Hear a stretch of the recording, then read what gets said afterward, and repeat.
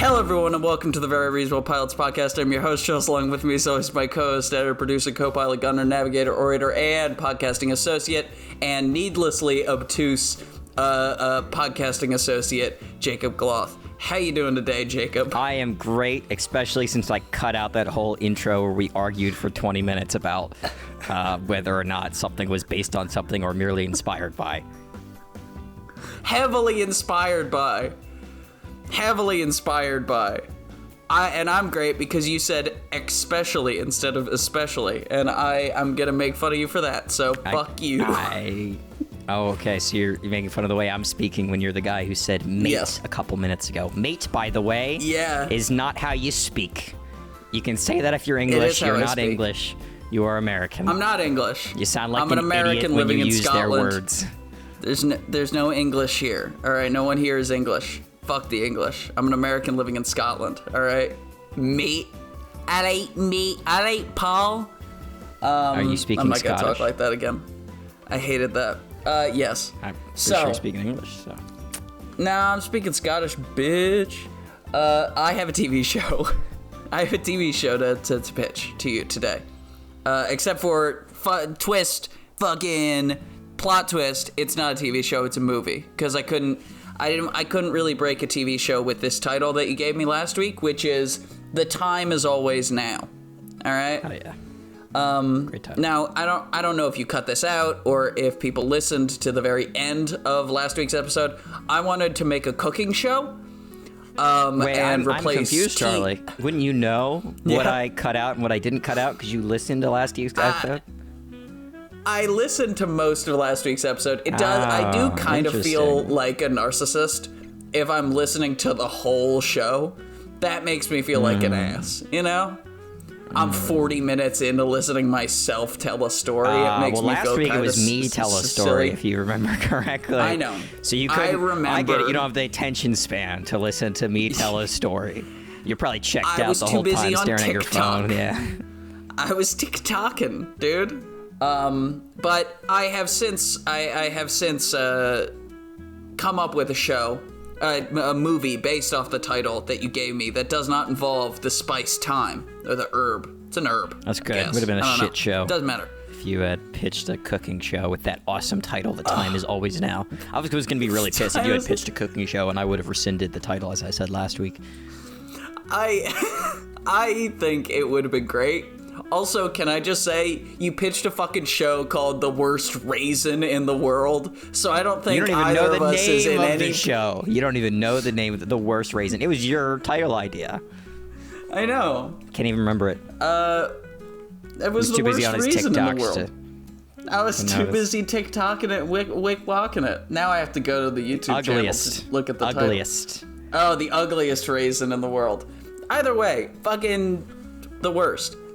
No, I liked it actually quite a bit, but this show is totally different from this movie. Sorry, it's totally different from a cooking show. And I know you, Jacob. I know when you gave me the title, The Time Is Always Now, you wanted it to be some sort of a time travel show or have some sort of like Christopher Nolan-esque playing with time, like in Dunkirk, right? Maybe we'll do it's in black and white when it's happening in the present, and it's in color when it's happening in the past, or whatever, you know, Memento style. But I didn't do any of that. I just say Dunkirk. Right? Dunkirk's the one movie where time. You could have said Tenet. You could have said Interstellar. A Memento works. He does a ton of stuff with time in Dunkirk. What are you talking about? Have you seen Dunkirk? I have seen. Have you seen Dunkirk? I'm feeling playing with time all over that movie. I'm not sure if we have the same definition. You'll see something and then you'll see it happen like an hour later from a different perspective, right? You know, it's all sorts of shit. I don't know. That's really playing with time, but it is playing with time. God, we are just like bickering like an old married couple this episode. I am adversarial to Charlie today after that first discussion where he just spouted nonsense. Fair. So everything he says is wrong. Well, it's a good thing I got a movie for you today. Yeah, I'm sure it's shit. To tell you, and it's This is gonna be a fun episode. This is gonna be a fun episode. You said weeks ago, Charlie. You said we needed someone to be more of an asshole on the show, and you've clearly created it by making me upset in the intro that I cut out. You're right. This is a real story. It's about humans. It's about emotion. It's that there's no hyper realism. There's no space travel. There's nothing crazy going on. It's just about real people being real and sad, because that's what all my shows are about now. All right, no more space, no more superheroes, no more adventure, no more fun. All right, only real people being sad about things. That's so exciting. That's my TV shows from now until the end, right? That's how it's gonna be Marriage Story. But I'm gonna increasingly give you more sci-fi titles until you crack. Until I have to.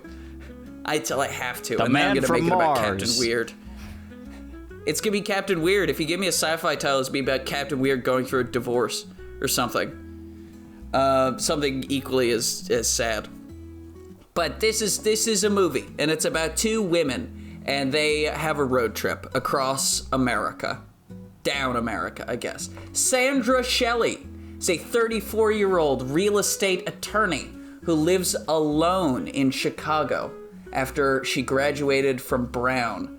I think Brown has a law school.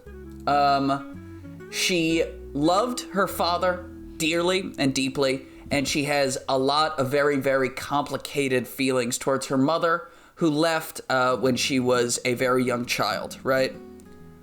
Monica Fields, that's F-E-E-L-N-S, right, is Sandra's biological mother, but like I said, she left when Sandra was a very, very young child, right?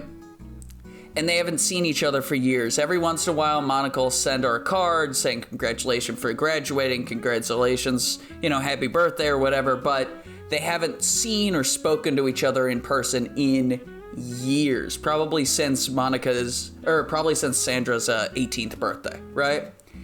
Now, Monica is a hippie, free-loving van lifer, right, who has started a travel YouTube channel called Moving with Monica, that she is trying to get off the ground, right? And she has a lot of problems in her past that have affected her relationship with her daughter, but seeing as Sandra's father has just passed away very recently, she sees this as an opportunity to reconnect with her daughter, right? And so that's the show. Is Sandra and Monica are taking a van, right? And they're leaving from Chicago, and they're driving down to Phoenix, Arizona, to spread Sandra's father's ashes. Sandra's father, who is never named. They only ever refer to him as Dad, right? Or your dad. That's just a fun little thing for the listeners to imagine, right? Okay. Because I couldn't be bothered coming up with a name for him. Marcus. Right? Do we have any questions thus far before we get into Act 1 of this film? This very heady film about human relationships. I wonder if this is a joke, the human relationship thing, because you're really hammering it down on me. I am, but it is actually. That's the funny part to me, is it's not a joke. So, film starts. Sandra is a high-powered real estate attorney, like I said, right? And she is in her skyscraper office, and she's on the phone, and she's, all messing about, right? She's got stacks and stacks of paper. She's on the phone. She's yelling at somebody, blah, blah, blah, blah, blah. She hangs up the phone, right?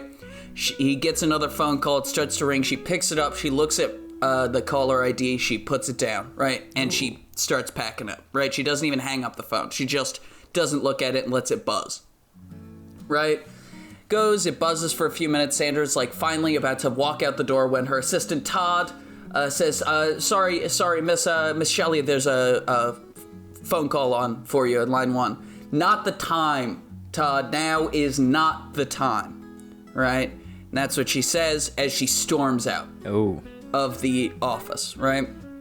She goes downstairs, and we see her we have a little musical montage as she walks through the glistening, beautiful streets of Chicago, Illinois, right? and it's summertime, and it's gorgeous, right? And the birds are chirping, and the trees are green, and the sun is shining, right? And she goes into this courtroom, and she wins her case, right? We see her make an impassioned speech, and you're the lawyer of the two of us. You're a lawyer. You are a fully registered lawyer in the state of Chicago, so I'm sure that you can tell us how this all works.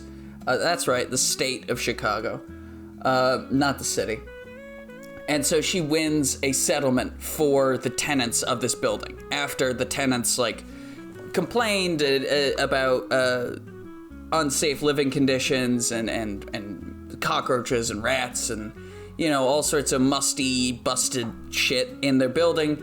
They go to court, right, and Sandra is their attorney, and she takes the leasing company to court, and they win, right? And she's really happy, and the family, right, which is just a mother, a daughter, and a father, they are all, like, loving on her and giving her hugs and kisses, and thank you so much, oh my god, you've changed our lives, you made it so our little girl can go to college, right? Like, you're our hero, you know, and she's feeling really good about herself, right? And as she steps out of the courtroom, out of the courthouse, she takes a deep breath, right? And just kind of smells that city air and feels that electric buzz, right, in the atmosphere.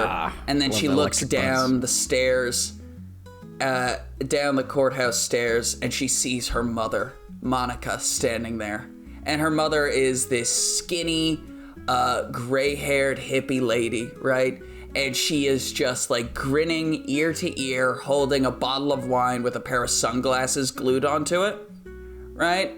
And she starts waving at Sandra, right? Monica's trying to wave her down, and she's so excited to see her, and she's covered in all these bracelets and beads and all this stuff, whereas Sandra is dressed very conservatively and very, like, sharply dressed.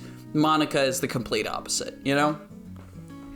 And at first, Sandra just fully tries to ignore her, right? She just walks by, but Monica will not let up, right? And so eventually, Sandra just looks at her phone, she's like, looks at her watch, and she's like, I have an hour before I have to be somewhere. Let's go, let's get a cup of coffee, we'll talk about this, and then we can leave each other alone. You know, we don't need to talk to each other, we don't need to be around each other, right? It's fine. And so Monica agrees, kind of like disappointed that her daughter's not more excited to see her, but she also understands. And she takes her bottle of wine with the sunglasses on it, and they go to a little diner. And Sandra notices that the bottle doesn't have any liquid in it. It looks like it has dirt in it or something like that. And Monica explains that this is her father. He has to be cremated. And in his final will and testament, he wanted his ashes to be spread in Phoenix, Arizona, the place where he grew up, the place where he met Monica, where he conceived his child and all this stuff, like the most important place in his life. And he wants his ashes to be spread by the two most important people in his life, which, of course, are his daughter, Sandra, and his ex-wife, Monica, right? And at first, Sandra is she's taken aback. She's a little hurt that her dad didn't entrust her with this will, that her dad didn't do any of this stuff. Like, obviously, she knows that he died. He passed away a few weeks ago, but he wanted to be cremated, and she got overwhelmed with work, and she didn't look into what happened to the body, you know? And so she finds out that Monica was obviously entrusted with the cremation process and the body afterwards. So she puts him in this bottle of wine, right? Which is, you know, an empty bottle, obviously. And glues the sunglasses on his face just to give him a little bit more personality. And Sandra is, at first she's like, no, I'm not doing this. I'm not fucking driving with you down to Phoenix, Arizona. No, if you want to do this, that's fine. Like, if you want to drive, that's none of my business. I will fly down there and I will meet you there tomorrow, you know? Or I'll meet you there in 2 days, right? Because it takes about 26 hours to drive from Chicago to Phoenix, Arizona. So I figure that's probably 3 days of driving. Mm-hmm. But Monica, obviously, she's put out, she's saddened, and she's like, no, we have to do this together, right? And Sandra, again, she denies her. She says, no, right, I'm not doing this, right? And she gets up and she leaves. She walks out of the coffee place, she pays for the coffees, and she leaves, right? And she goes and she's in meetings and meeting with clients and all sorts of stuff, and she just kind of can't stop thinking about this, right? And so at the end of the day, at the end of the business day, she talks to her assistant, Todd, and she says, hey, Todd, I need to take a few days off to deal with some family stuff. Can you just tell all the clients that I'll be back? I just need these few days, right? And Todd, like, agrees wholeheartedly, right? He's eager to please. And she calls her mom and says, all right, Monica, right? She never calls her mom. She only calls her Monica. And she says, all right, Monica, I'll go with you. We'll leave tomorrow morning, right? And Monica is ecstatic. She's so happy. You know, she starts talking like, oh, we could do this. And Sandra hangs up the phone because she doesn't want to deal with it. And she kind of puts her head in her hands and she's just like, oh God, what the fuck did I just agree to, right? And she wakes up the next day, right? She goes down to the front of her building, and Monica's sitting there, right, in her van, and she's got a big hippie van, and she's vlogging the whole thing, obviously, because she is, like I said, trying to start her travel YouTube channel, Moving with Monica. And they get in the van and they start to leave, right? And they just start to drive. And at first, Monica's really chatty, and Sandra is like, stop it. We're not talking. I don't want to, can we just go in silence for a bit, right? And so they're just kind of silently driving until lunchtime around 2 in the afternoon. They decide to pull over and they go to Mark Twain National Forest. These are all real places, by the way, I will be using. I've driven past Mark Twain National Forest. Yeah, it's a real place. Yeah. Been there. I've never been, but it seems cool, right? And so they get to Mark Twain National Forest, and Monica has made sandwiches, right, for her and Sandra. And so they kind of sit out on a little bit of a trail, not really deep into the forest or anything like that. They just get out of the car and they walk maybe 10 minutes to a nice place to sit. And Monica just, during their lunch, she starts to reminisce about her father, right? Monica starts to talk about Sandra's dad and how they met. And they went to University of Phoenix, I believe, is an online college. They didn't attend that school together, right? But they went to school together, right? And how they met, and the first thing they did, and how they met in a library, right? Because her father was an English literature major, right? And they basically fell for each other immediately, and they were, attached at the hip for their all 4 years of college, right?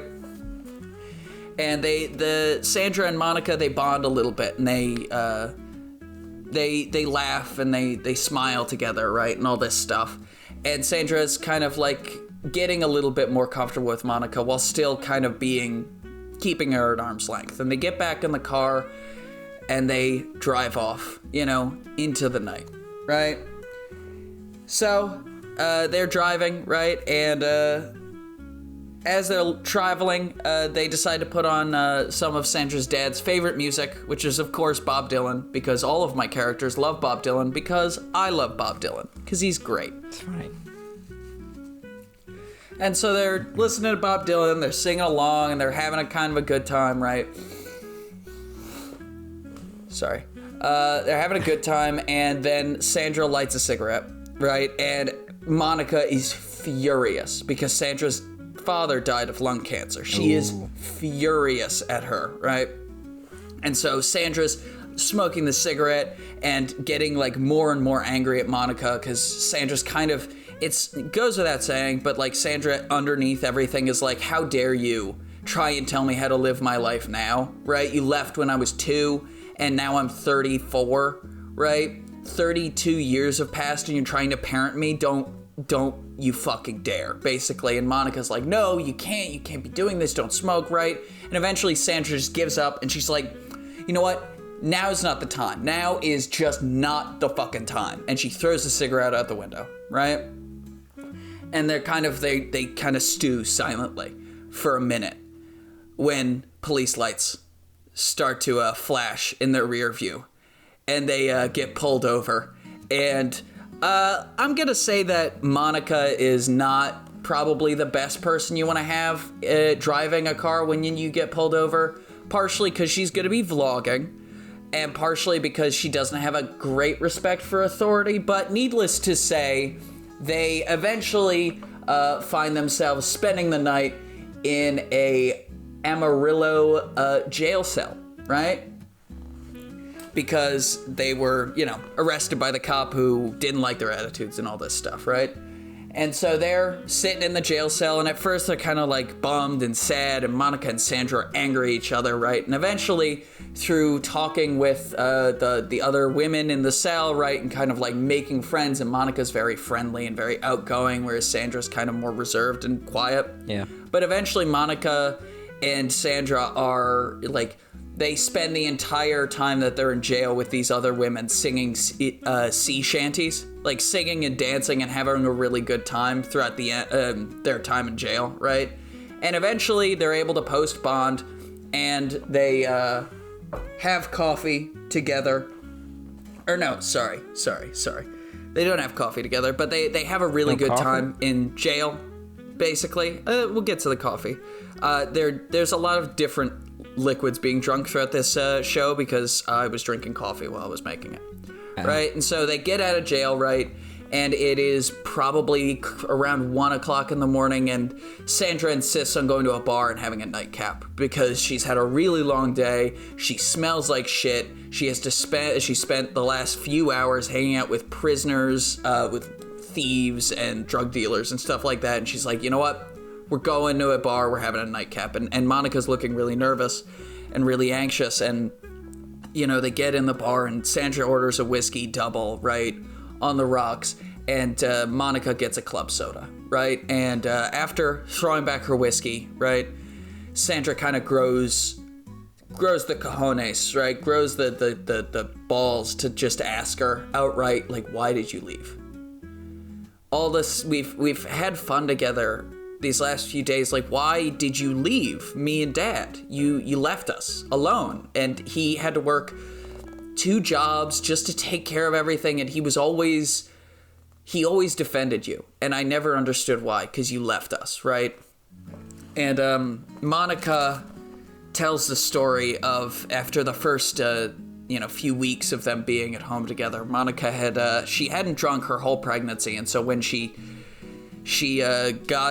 finally gave birth, right, she went for it. She got drunk all the time, right? And one night she came home drunk from the bar at 3 a.m, right? And Sandra's crying in her crib, and her father is too tired to wake up or do anything, right? And so Monica drunkenly picks up her baby, and she reaches into the cabinet to grab her something to feed her, some milk. And she accidentally grabs lighter fluid, right?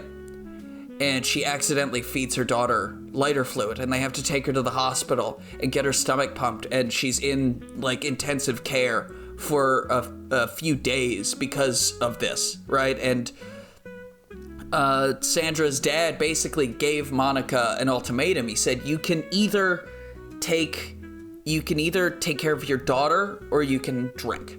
Those are your 2 options. You can't have both. I cannot worry about this, And I have the line here that Monica says is, it took me a really, really long time to make the right choice, and it was too late, And Monica then, tries to hold Sandra's hand, and Sandra just pulls her hand away quickly, and I'll see you tomorrow, Monica. I'm gonna go to bed. Right, and Sandra walks away. And they sleep in a motel, and the next morning they wake up and they start driving, right? And they pull over to the side of the road, and they look over at these big plateaus, right, outside of Amarillo, right? And they drink coffee while looking over as the sun rises, right? That's the end of Act 2. Act 3 begins, right, as they're about to enter Phoenix, Arizona, right? It's kind of silent and awkward in the car, right? And Monica decides one more detour, right, at Sitgreaves National Forest, where they talk about the night before, and Sandra, she tries to empathize because she knows what it's like to kind of let substances take a hold of you, but at the same time, she's just so hurt, right? She can't get over it. No matter how much she tries to understand, she just can't imagine leaving her daughter and her husband behind, you know? Yeah. And Monica, who's trying really hard to get her daughter to give her another chance, just relents. And they get back in the car and they drive to Dad's final resting place, right? Which is the backyard of his childhood home, which had an overlook that looked out onto a big, wide, like, plain, you know? And as Monica looks over this overlook, she takes the wine bottle and she pours out Sandra's dad's ashes, right? And Sandra reads a letter that was left for her by her father, right? And I do want your opinion creatively. I kind of think that you shouldn't know what the letter says, right? It should just be like Sandra reading the letter and kind of like tearing up a little bit and then looking up, or maybe it should be the dad's voice because it's the only time you'll hear the dad's voice, right? Just reading some of it. So it's kind of you'd need to figure it out in the edit, basically, of the movie, whether or not you would have the voice be read. Mm-hmm. But I want Monica or Sandra to finish reading the letter, right? And Monica's like, I'll drop you off at the airport. You can go home. I won't try and contact you again. It's fine. I understand. I just know that he wanted us to do this together. And Sandra looks up at her and says, Mom, can we get some lunch? Right? And it's the first and only time we'll hear Sandra call Monica Mom, but she looks up and she's kind of, her eyes are a little bit softer than they were a second ago, and Monica agrees, and they drive to a diner, right? And they sit down and they order food and they laugh and they smile and they talk, right? Mm-hmm. And eventually Sandra leans over, right? And she said, when I first got your phone call, I said that now wasn't the time. And Sandra grabs Monica's hand and then title drop. The time is always now. Ooh. That's the end of the show. That's my show. That's what I did. That was the show I made. I like it. That was a good show. It's a movie.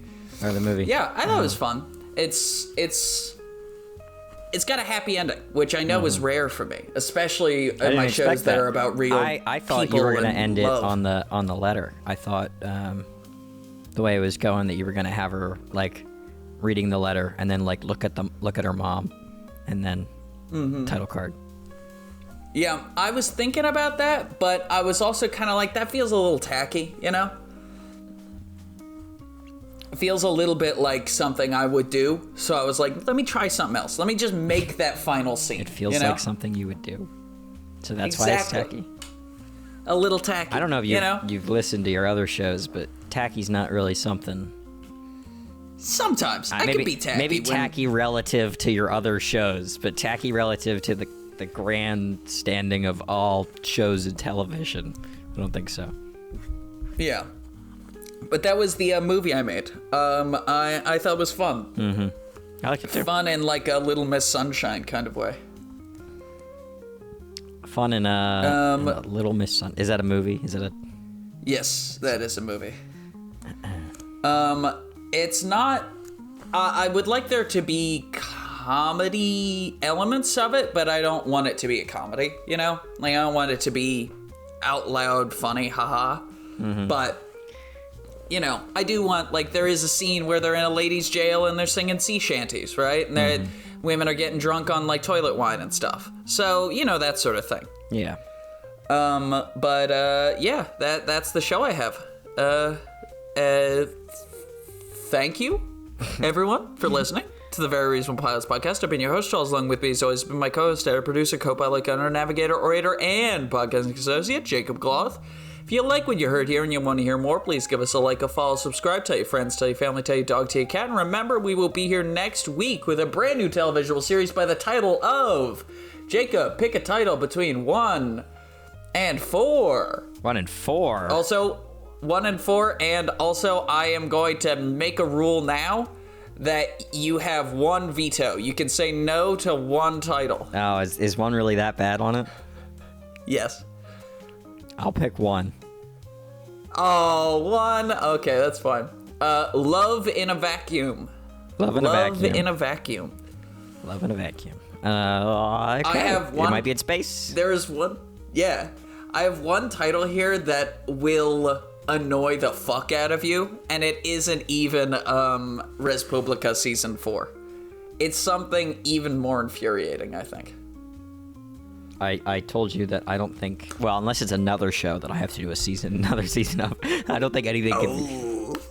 Is it that? No, it is not, actually. I might do that now. Right. I might go back and look at your old shows, pick the ones I'm gonna put Punk Rock Vampire Season 2 in there.